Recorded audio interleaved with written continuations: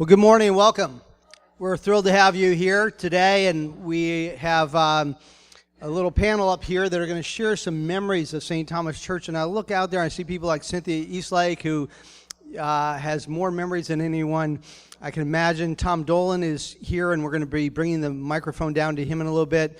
We're just thrilled to have all of you here, and we'll invite you towards the end to share any memories you have or to ask questions of our panelists here.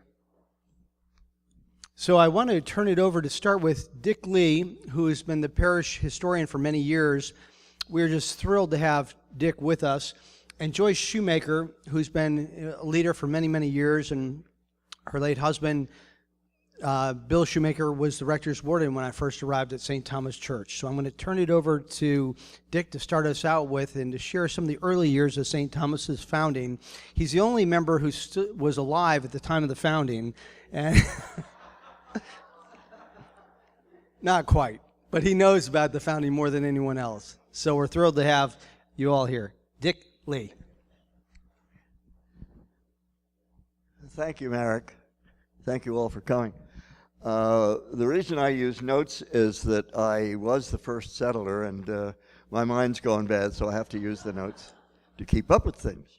That said, my favorite time coming to St. Thomas's is on a frosty morning when the sun is not quite up, and I'm standing outside the back door of the church waiting to go in.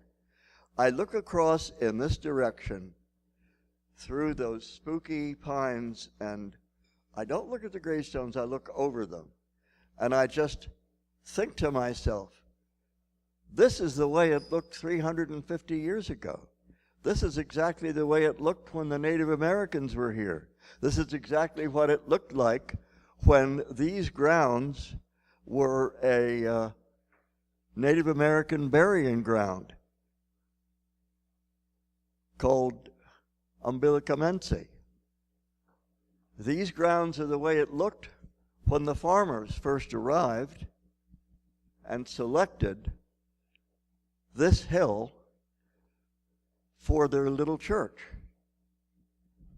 This is what it looked like when William Penn gave Jasper Farmer, his friend from Tipperary, Ireland, a land grant for 5,000 acres for the very reasonable price of 250 British pounds. That's a pretty good return on investment for 5,000 acres of land, even though there wasn't anything on it but trees and bushes and streams and Native Americans. Anyway, Jasper Farmer was given that land as partially as recompense for the hard time that he and William Penn had suffered under the administration of Oliver Cromwell and the takeover of the British Empire by the Cromwellians. And fortunately for him, he had sent over his cousin and one of his sons prior to 1683 to examine the land and to select the area that they would develop. And his name was Skull. I've forgotten his first name. He is no doubt the one who picked up this juncture of the Wissahickon Creek and figured out that this would be the good place for them to be. At any rate, Major Jasper Farmer died en route to America on the Bristol Merchant, but his widow, Mary, and his son, Edward, among several family members, arrived here in November of 1685. They came, as far as we know, directly to the land and developed it, began to farm. Mary Farmer, the widow Mary, and her son Edward. Mary was a very enterprising woman. She not only built a house in this area, she built one in Philadelphia, and she discovered along the banks of the Schuylkill limestone. So she started herself a limestone business of selling 10,000 bushels of limestone at 6 pence a bushel. Unfortunately, in 1687, 2 years after they arrived, Mary Farmer died. Edward, who already had inherited 2/3 of the holdings upon his father's death, inherited the other third on his mother Mary's death in 1687. It was amazing. Here was this guy, 15 years old, running this enterprise that his mother had begun. Around sometime we don't know when, between 1693 and 1698, Edward, still in his early 20s, decided to build a log church. It would be for all faiths, and he would be a lay reader in it. And so he did. We've all seen pictures of that little thing that looks for all the world like a somewhat disjointed log cabin. Well, that was the first church. And it was the first church in Montgomery County. In circa 1700, Trinity, Oxford, which our lovely interim minister Phyllis Taylor was assigned to as permanent rector after she left us, as some of you may remember, was founded approximately 1700. They don't know, even though they kept very good historical records, they don't know exactly when Trinity, Oxford was founded. But in 1710, Edward Farmer and those who were worshiping in the little church decided to burn it, and they deliberately burned it down. Oh, the reason they built it of wood was they could have built it of stone, but hey, it was at the top of a hill and it was a long walk.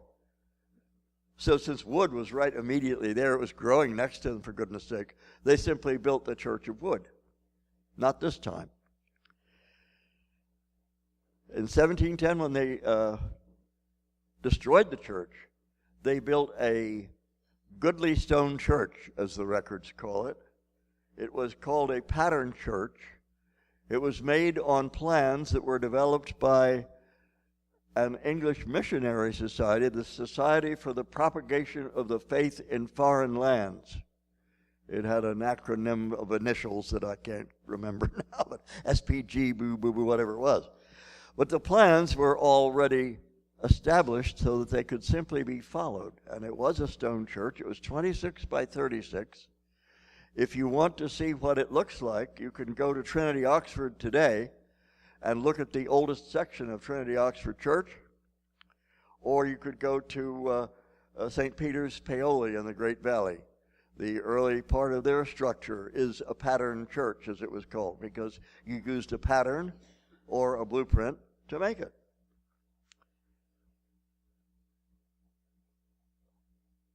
It had no pews, it had no heat. It would last for 107 years. Edward Farmer married. He had nobody knows much about his wife. I believe her name was Rachel. He fathered 9 children. He became an interpreter of the Indian languages. He learned the Lenni Lenape language, so that he became a negotiator between the Native Americans and those who were rapidly settling the Whitemarsh Valley. And he was also something of an entrepreneur, as we've seen. He carried on his mother's businesses. He originally, the mill up the road was Farmer's Mill, not Mather Mill. It was rebuilt and renamed later on. Edward Farmer built that mill. He was a justice of the peace in Philadelphia. And a justice of the peace at that time was a considerably more elevated position in legislative operations than it is today. So here's a kind of a Renaissance man, really. He was able to do just about everything that he set out to do. Around 1713, Skipack Pike was completed. And sometime around 1730, Church Road was built primarily to link us to Trinity, Oxford. Because what we had at that time were traveling ministers They weren't Anglican necessarily, they were just ministers. And they had a tough time. The ones or two who were able to do it, they traveled from Perkiomen down the Skippack Pike to St. Thomas's, and then down the Church Road to Trinity, Oxford. And imagine trying to do this on horseback. I don't know where they lived. I have no idea where they lived. But this was their relatively underpaid, if not paid, unpaid at all, position. There were several of them over time. Now, the thing to remember about Church Road when it was built is that it did not go around, this is important, it did not go around in the dogleg that inconveniences us all today. It came straight up this hill and went down on the other side, just about through where we're sitting right now, and connected the straight shot of Church Road with the straight shot of Skippack Pike. It came right over the hill. So that the early churches were built on that side of the road and did not have much space around them. Keep that in mind. In 1745, Edward Farmer died at the age of 73, having had a relatively long but a very fruitful life, and having established the Farmer family, which still exists, by the way. A week ago, I was doing a historic chat up at the church itself for the Montgomery County history tour, and I met one of the Farmer descendants, a very nice lady who asked her, would it be all right if she took a picture of the Farmer plaque that's in the church? And I said, absolutely, you may. She was thrilled. So they still live in these parts to this day. I unfortunately didn't chat long enough with her to find out any more. I hope she comes back and sees us one day. Now, Edward Farmer is buried under a flat stone that became the upper north, that was placed in the upper north aisle of this second church. That became a key to the fact that in the 1950s, a Mr. Cadwallader and the then rector, Dr. Groton, were able to locate the place where the second church had been. And if any of you have wondered what the 4 blue stakes are in the churchyard, in the old churchyard, just to the right of the exit from the church and starting down the parking lot, those are the dimensions of the second church. We were able to figure out where they were, or they were able to figure out where they were, by the dimensions of the church, because it was a pattern church and they knew what the pattern looked like, from the placement of Edward Farmer's tomb, and from other gravestones that had been placed in the periphery after, I believe it was 1817, so that nothing was placed inside of it except Edward Farmer's marker. That's how they were able to trace the dimensions and figure out exactly where the 26 by 36 foot second church had been. Now, among the visiting ministers was Aeneas Ross. He was one of the visiting rectors. His brother George Ross was a signer of the Declaration of Independence. And guess who his son's widow was? His son's widow was Betsy Ross of flag fame. And he was one of the touring troupe of ministers who tried to administer 3 churches at once. The church prospered more or less. It was from the beginning, it had been a union church. Not, even though Edward Farmer was a Quaker, Edward Farmer was an Anglican, he did not necessarily press Anglicanism on anyone else. It was just a union church. Schwenkfelders, Amish, anyone that William Penn welcomed to Pennsylvania was welcome in the second church. And so it proved that that was whom their followers were. There were maybe 8 of them out of possibly 30 who were Anglicans. It didn't really matter. Later it began to matter, as we'll see. This October 4th was the 240th anniversary of the Battle of Germantown. The Battle of Germantown significantly changed the history of St. Thomas's Church. Remember, the road comes right up the hill. It wasn't until sometime later that it curved. Guess who came up the hill? General Howe, having chased the Americans away from Germantown through Chestnut Hill, out Church Road, out Bethlehem Pike, he comes up the hill right to the church which is being defended by the Americans. We shoot back. It's no good. Mad Anthony Wayne did not make it happen this time, even though he has been very successful in the past. We were routed from the church. The British took it over. They quartered their horses in it. They fired cannon through the windows. They just about ruined it. And they chased the Americans down the hill and up Skippack Pike. We eventually reformed and gathered around the surrounding hills to fight the later Battle of Edge Hill Road. But the church was absolutely ruined, except for a few records that had been spirited away somehow to Trinity, Oxford. All the records were lost. The church was so severely damaged that nothing could, no services could really be held, although I think they tried a little bit. It just hung that way in absolute desolation for nearly 10 years. Finally, in 1786, the people kind of pulled themselves together and said, oh, what was that all about? And they tried to reform the church. This time there was more motion to make it an Anglican church. But it didn't happen until they got it going again, and then by 1817, through a gift of a St. Thomas's, it was not yet called St. Thomas's, that's the next year, through a Union Church parishioner, land across the way that became Zion Lutheran and is now St. Miriam's, was given to those who wanted to separate and form their own, continue the Union Church at the foot of the hill. So at that stage, the second church was replaced, the third church was completed, and it was designated St. Thomas's Church. And it was designated Anglican, but American Anglican.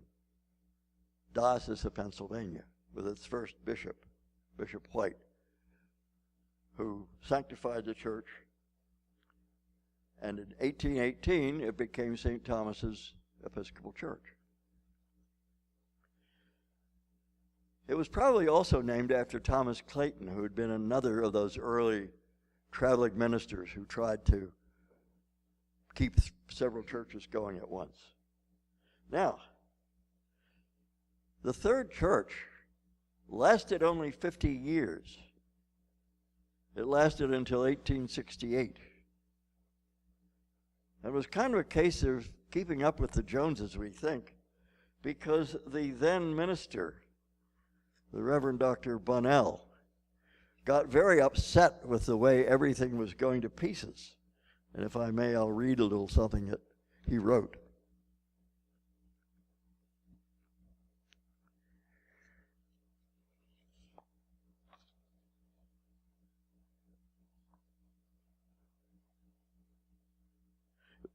The then rector, Dr. Charles Bunnell, declared, all around us, new churches have sprung up, and they keep pace with the advance of social taste and comfort, while the old church on the hill is left with its outer walls, in many cases broken down, its interior cracked and defaced, its furniture imperfect and ill-sorted. Its situation is conspicuous. The church cannot be hid. Its outward condition must proclaim whether those who should keep it are careful that it should honor God. Oh dear. Well, here we've got all these smart churches in the neighborhood. This church is only 50 years old and the walls are cracking and everything's falling apart. Well, there were apparently some shenanigans about how the church was built in the first place. A little bit of skullduggery afoot, which is another story. They're not really worth telling. But it was replaced by the church that we know today. at that point, around 1868 or so, the church road center line was replaced by the inconvenient dogleg that hampers us all as we go up and down 73. St. Thomas's bought it for $449. It set the stage for St. Thomas's as we know it, and it was the best $446 we ever spent. And with that, I'm going to turn the mic over to Jean Lamison, who will, Joyce, who will carry us from, she was going to backtrack about 25 years and begin her story with the advent of the Sheaf family, or Sheaf family, because they were the true saviors of St. Thomas's. You're a hard act to follow. The Sheaf family, which lived at the Highlands up here, as Dick said, were the saviors of St. Thomas. Ellen Sheaf, one of the Sheaf daughters, built the schoolhouse right down here in 1855. It was a religious day school. She traveled throughout the area, and we have to remember this was not suburbia. This was sort of a rural area. She traveled around with horse and buggy and picked up the students and brought them to the school every day. The pastor at the time, whoever was up there, would teach, and so would she. It lasted for over 50 years. But the main thing that the Sheafs did was pay for almost everything that went into this church. And he decided, John Sheaf, was that the Sheaf? Yes, John Sheaf said that he would build a new church on this site. It's the present church. It started in 1868. He was ultra particular. And legend has it, and I'm not sure if this is a legend or if it's true, he lived at the Highlands. He would climb a tree and with a spyglass watch the construction of the church. It seems like an awfully long way to look, but that's what they said he did. And if he didn't like what he saw, he would come down to the church and tear it down. It started in 1868. 5 years later, all they had was up about this high, and the walls were 10 to 12 feet thick. At that point, we had a new rector, Dr. Meigs, who came in and said, enough of this. They fired John Sheaf, and the rest of the church was built as we see it today. The structure the same. The inside was not exactly the same. And it was, Bishop White came and proclaimed it an Episcopal church. Now, I would like to just talk briefly about 3 high growth periods. We're in one, so we'll eliminate that one with Merrick here. The first one was when Dr. Groton came. He was 28 years old in 1913. He had served as an assistant rector at a church up in Massachusetts, but he was a Philadelphian and by birth and by schooling. He came down. He was 28 years old, and he, as he called it, used wheels to go around and visit parishioners. His bike. He biked to see people. Then in about 10 years, people would lend him motors, as he called them, and the cars to go visit people. He was here for 40 years, a period of huge growth, from about 200 people to over 1,000 people who came. He was extremely popular. He'd started all kinds of things. He had a weekly newspaper, or a monthly newspaper, The Messenger, and we still have many copies of it. He added, they needed a parish house. He added part of what we see next to the schoolhouse in the 20s. A period of huge growth. He retired in 1943, and guess who came? Jim McCall, and his daughter sits here, right here. Another period of huge growth. And at this point, this area, which had been more or less rural, began to have housing development and so forth, and we grew and grew. We have pictures of children sitting in the kitchen at Sunday school because they were so out of room. He was responsible in 1953 for the building of this building, the structure as it is. He needed a parish house. They also made many changes to the church, and some of you were probably here. Cynthia was, I know.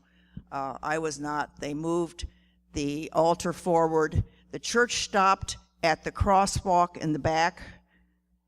They added those pews back there and the narthex. They had to remove the window that is above the balcony, which was behind the altar. They removed that and put that over that area and removed a huge rose window, which is now in Haas Hall. Many people were for it.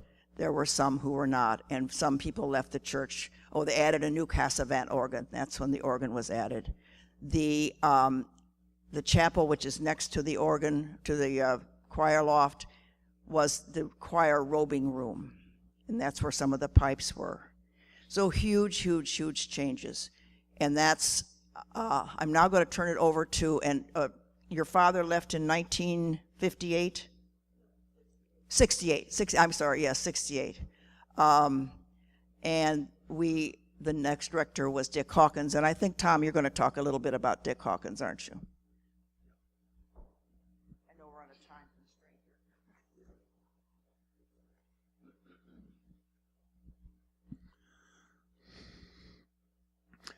In 1968, I got a call from the rector's warden, C. Jared Ingersoll.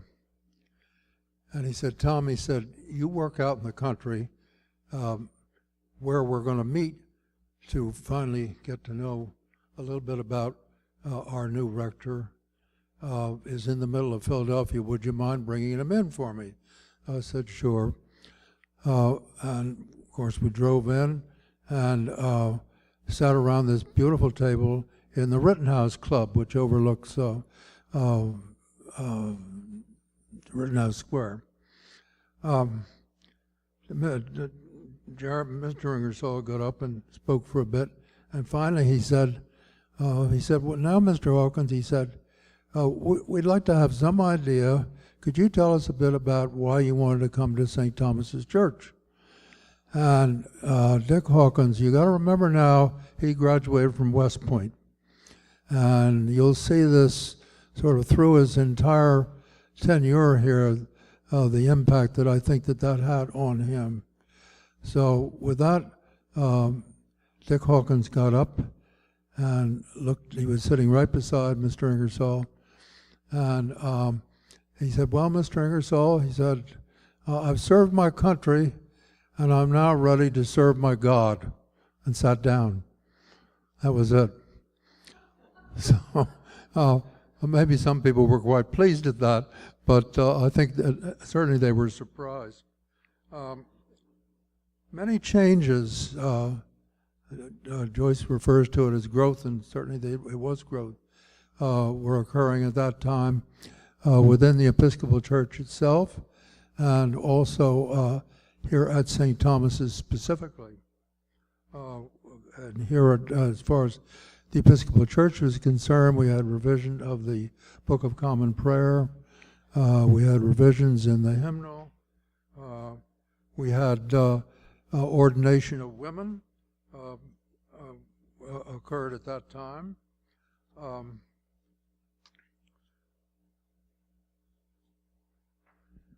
But here at St. Thomas's, I guess we started off quite early on in Dick's tenure here with the gift of the Carolyn in memory of Catherine Colt Dickey, and Janet Dundor was the Carolynist. In addition to that, we became a lot more socially conscious, and we had a committee that was started called the Committee on Social Responsibilities in Investments, and there were certain companies that were doing things that we did not think were socially responsible, and we withdrew our investments in those companies. There was a resolution passed by the vestry to welcome gays and lesbians at that time, here at St. Thomas's. And with Dick Hawkins saying that when he first came here, he said, well, I really don't want to live in the rectory where Jim McCall was. I want to live somewhere in a community. So that meant that the Pardo house, the old rectory, was vacant. But first of all, it was then leased to I guess it was the Academy of Music. First it was the children's music, then it was the Academy of Music, and that carried on for 20 years, and that was a very major effort in the community. Dick asked me to go back on the vestry at one point, and I've been on it with Jim McCall, and I said, I thought about it, and I said, Dick, I don't think this is the best time for me to come back on the vestry. And I gave him reasons and whatnot, and Dick was very much of a person who'd like to be in control, and he didn't like to have his control challenged. So at that time, I was heading up the grounds committee, and shortly thereafter, at my meeting with him, I got a letter from Dick saying, I've decided to dissolve the committee. Well, there were some very interesting, powerful people on that committee.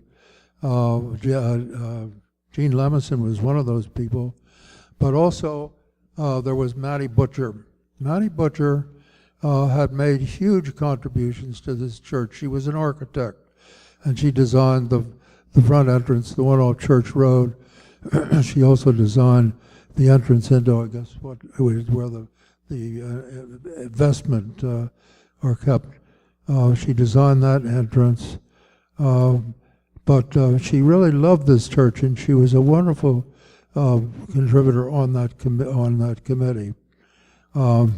So she called me up and she said, Tom, she said, I know you support the rector, but she said, I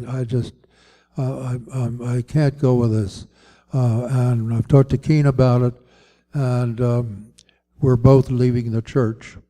Well, this was a real blow, but this is what she decided to do. Keen, her husband, was a very well-respected financier in Philadelphia. So that was one of the first indications that I had that he really liked to control things, and his way was the best way.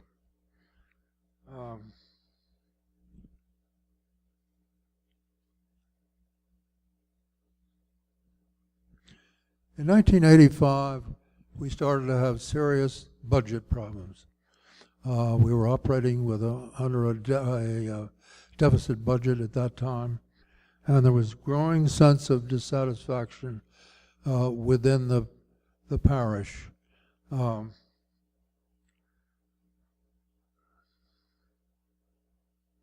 just shortly after that, well, actually not too shortly, going up into the 90s now,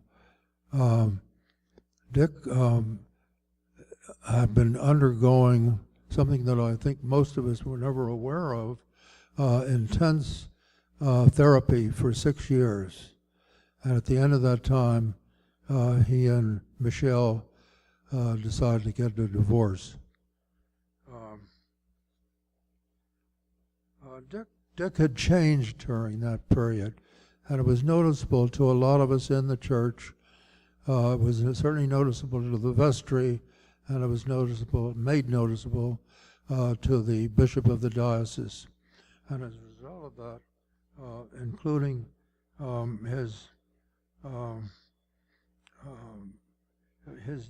he indicated to some people his changes in his belief in the doctrines of the church.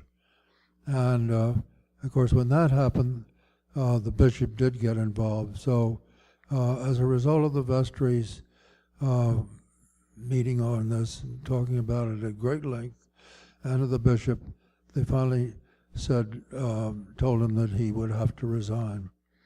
And this is what happened. He was here for 23 years, and I thought that, and I think Dick Lee corrected me, apparently before he actually left the church, he married the girl next door. Now, the girl next door was a minister in the Church of, what was it called? United Church of Christ. And they got married, and then ultimately they moved down to Florida. So with that, I'm going to pass it back to Mark. Right on the dot. Two things, and I'll just say one thing that I forgot to mention. In 1953, we acquired the Pardee property and all the way out to, I guess that's Camp Hill Road. And then we sold part of it back to McNeil, thereby recouping all of our funds that we had spent to buy it. So that was, and the other thing is, you'll see the Sputnik on top of this building. Jean Lamison and her husband contributed that in 1953 when this was born. I wish she was here to talk about it. One more word from me in closing, if you don't mind. We're reforming the History Committee, and anyone with an interest, please talk to Emily Given. Give her your name and your contact information. And if you'd like to join us, we meet during the day, which for those of you who work is kind of unfortunate. We may be able to do something about that, I'm not sure.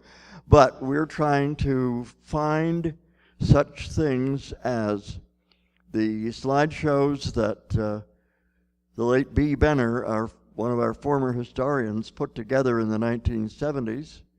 We have the very good fortune, I'm happy to announce, of some climate-controlled space in which we can store and maintain the archives as we process them. That is huge. That is a giant blessing. And I'm so grateful to Marek for that. Thank you, sir. Didn't know that, did you? News to you. Well, you you said yes to Emily. Anyway, we'll work it out. But anyone who's interested in what we do and in preserving and enhancing the, I don't mean by telling taller stories, but preserving the materials that we have and carrying on our historic tradition is certainly welcome to join us. Thank you for your kind attention.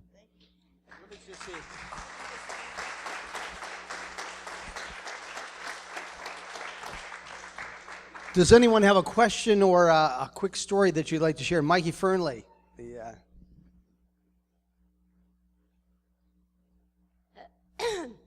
I had a very kind of a quick story to add to Tom's remarks. But I don't know if many people know this. I don't even know if Marek knows it. But I became involved in Churchill Hall because the Horsham Clinic was in Churchill Hall. And the Horsham Clinic had started renovations. And at that time, they had put, I think, about $90,000 in renovating Churchill Hall. And they ran out of their money. And Dick, at that time, said that he wanted to tear down Churchill Hall. He just wanted to tear it down because he didn't think that they could raise the money to renovate it, which is perfectly understandable. So I was living in Center City at the time. I had a newborn child. Then I came out here to the suburbs, and I connected with a woman named Ellen Fisher, and Ellen Fisher had some Suzuki violinists down in the schoolhouse. So we discovered that Louisa Folk and Mr. Folk had been engaged, had courted in the Pardee home. The Pardee home was Mr. Folk's mother's home, I think. The Pardee home, isn't that right? The Pardee home Mr. and Mrs. Folk had dated. She was 17 years old, and they used to sit on the front porch in the swing, chaperoned, of course. So anyway, we met with Mr. and Mrs. Folk, and they gave us seed money. And then we met with Mr. Bayless from the Philadelphia Orchestra, and we raised, at that time, $12,000, which was unheard of. Two little housewives from Bluebell. But we did it, and we renovated the school. And the Churchill Hall was a music school for about 28 years.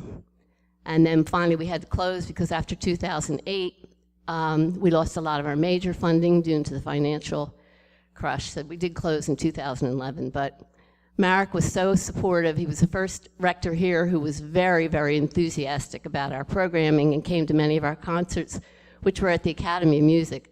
The school was first called the Academy of Children's Music, and then we changed it in '95 to the Academy of Community Music. So anyway, thank you, Marek. Thank you. Thank you, Mikey. I love hearing these stories because there's so much more that I've yet to learn. Any other quick thoughts or questions for the group? Gertrude? I have, since Halloween is coming up, I'll tell you this little bit. My husband was christened here, and he went here for many years before we got married. And anyhow, Mr. Groton would come out and chased all the children around the cemetery in the dark, and this was the biggest thrill of the year for all these children. And Mr. Groton would hide in there. There's a place down there where they used to save the bodies, and he used to try to egg them on to get in there, and it was really funny. The other thing, another time, I taught Sunday school for a while for the small children. And this little girl comes in this day. Everybody had to wear hats. Remember that? Yes. Well, anyhow, I had on this hat, and I thought it was really pretty. And this little girl came up to me, and she said, "That's a pretty cabbage you've got on there." A cabbage. Anyhow, it makes me laugh every time I think of it, particularly Mr. Groton running around. He would scare them all. You're making me feel like I'm not living up to what I should be doing here. Any other questions or thoughts to share? One quick story to close about Jim McCall. I love this story. Your parents shared this with me, and I'd heard this before. But one evening, when the McCalls were living up in what is Churchill Hall, the church office now, that was their residence, and my office and Anita's office, my administrative assistant's office, were connected. It was one, it was the master bedroom, and her office was the dressing room. Mine was kind of the bedroom area. McCalls were soundly asleep, and they heard some noise in their bedroom, and they weren't sure what it was, and they realized that there was an intruder in the house, a burglar. So Jim McCall sat up in bed and said, "Who's there?" And the man said, "I'm a burglar, shut up." And Jim McCall said, "Do you know whose home you're in?" And the man said, "I don't have a clue." He said, "You're in the home of a priest." With that, the burglar whipped around with a flashlight, and he said, "What the hell is that woman doing in bed with you then?"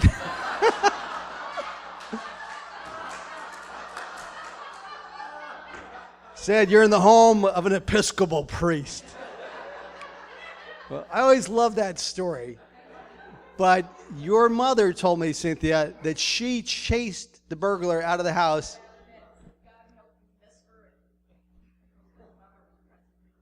Right. The children were living down the hall in all those rooms that are now staff members' offices. But I always thought that was a great story. You're in the home of a priest. What's that woman doing in bed with you? So we've had a lot of wonderful episodes of history. Thank God we've all lived through them, and the church is in another position of strength and growth, and I want to thank you all for that. Thank you for sharing these wonderful, wonderful memories. We're so grateful. God bless you. Come join the History Task Force or Committee. We'd love to have your help.